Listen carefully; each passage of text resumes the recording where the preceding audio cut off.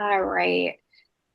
This is our group work of the Work of Strangers. I'm Kelly Villeneuve, Carolyn Bernacchi. I'm Allie Sharp. I'm Katie Robinson. and this is our presentation. All right. I chose to do administrative healthcare in India was the where we chose to do all of our careers. Um, so the research that I did explores that clerical work in India, kind of like primary care. Um, to understand why like the clerical staff is usually stereotyped as like rigid and cooperative, what they like to label over in India as babus, we have to kind of understand their colonial heritage. The British Raj built a massive bureaucracy engineered for surveillance and control and not necessarily community care and health. Today, this historical legacy persists, unfortunately, and it traps modern people in clerical staff inside what Max Weber likes to call an iron cage of rationalization and audit culture. And within this system, verifying administrative checklist is prioritized over immediate patient healing and healthcare. So, and then also in the digital age, India clerks must input thousands of daily metrics into what they call Health Management Information System, or even known here in the United States as HIM. Despite no matter what, they have to do this even with the unstable power grids that they have in India. Crucially, public health data shows that 77% of this roles are vacant for these positions. And so that forces medical staff to abandon their patients to do data input, um, which really does take away from patient care and well-being. So, but on the other hand, like in the United States here, kind of we're viewed as clerical staff as just being all we care about is billing and not putting the patient first and their health, which is not the truth. But both India and US are always usually tend to be low wage and highly monitored frontline workers that are usually blamed primarily for failures of the system and forced to prioritize data over humans. In the end, in you have to kind of break down both stereotypes. And it kind of brings it to the core that paperwork is what you would say is care work. In a globalized world, undocumented communities are essentially invisible. So without database management, public health funding dries up. For example, like for vaccinations, you aren't getting them unless things are documented and monitored and ordered. Um, Overall, it showed that administration is a vital scaffold in medicine. And to build humane healthcare systems, we must recognize that the computer is just as essential to healing as a stethoscope. All right, so I decided my career that I decided to focus on was early childhood education and teachers in more of the beginning stages of childcare and like preschool and early age children. So across the world, early childhood educators provide essential educational, nutritional, and community support. However, their work is often undervalued because childcare is often viewed as a family responsibility rather than a skilled profession. And I will explore this cultural narrative within India and the United States and how early childhood educators are represented and valued.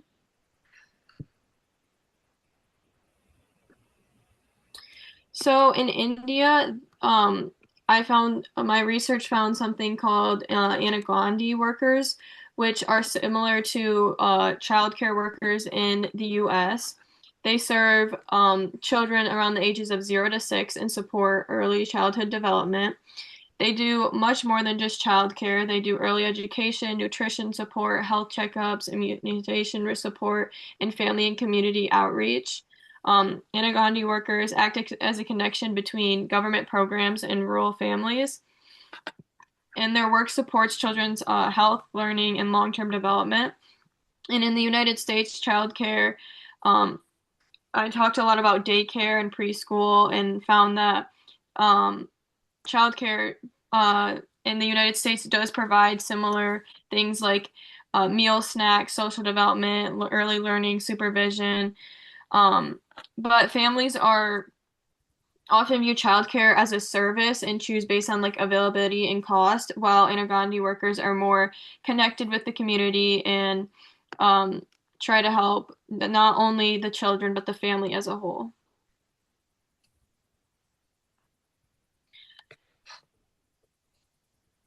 Early childhood educators in India are often viewed through a limited understanding, and they're often viewed overlooked and seen as just babysitting or just daycare. However, they show early childhood education care shows involve so much more than watching children as they work on early education, nutrition, health access, and community development. And the key takeaway from all of this is that early childhood educators are essential in the community, no matter where they are. But in India, they're often undervalued a little bit more.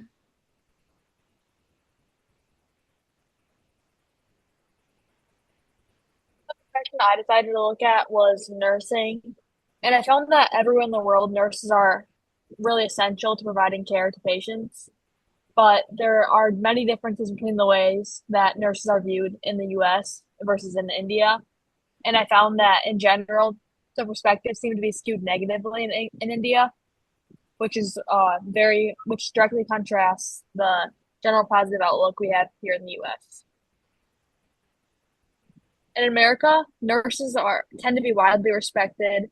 People see them very positively and think that they are very necessary to patients' recovery and care because they do have a lot of authority here in the US. Like they have people that work under them as a nurse. And it seems like in India, like they are pretty much low in the food chain and they do not get respected as much as they do in the US. And in America, they make pretty good money and they tend to be middle class. And then in India, it's around the same, but they make a little bit less. And again, here in America, it's viewed as a valuable member of the healthcare team, as one of like the higher ups. But in India, it's kind of viewed as like an aide, like a CNA would be here in America, and they're viewed to not have as much authority, and the physicians kind of hold the ultimate power. And nurses here in the US are able to plan most of the patient's care and like they take care of them most of the time. But in India, they don't get as much authority and ability to plan and do the job they know how to do. Which is funny because they actually have the same amount of knowledge as we do in the US. So it's kind of crazy to think about the fact that they spend 2 to 4 years in school, just like we do here in the US, and they don't get nearly as much authority or as much responsibility, even though they can handle it. Mm-hmm. And so it's kind of sad to see that because they experience the same amount of training as we do here in the US. And in the US, they get much more responsibility and are granted much more authority over team members. So overall, I found that nurses in India are generally looked down upon and aren't given as much authority as are given here in the US. And it's not fair because they do the exact same amount of training. So it's sad to see it being negatively skewed, and hopefully at some point there will be room for them to grow and room for them to be granted authority.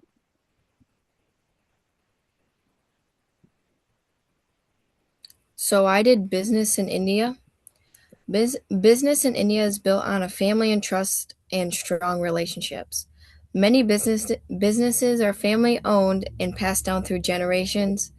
India has oh my god. India has a growing economy with major industries like technology, retail, manufacturing, and farming. The difference from the United States. India focuses more on family, respect, and long-term relationships in business. The United States focuses more on individual success, competition, and making decisions quickly. Both countries have strong economies, but they have different ways of doing things. Like India focuses more on well, basic like it's like family owned and through generations, and like the United States is usually individual competitions and all that stuff.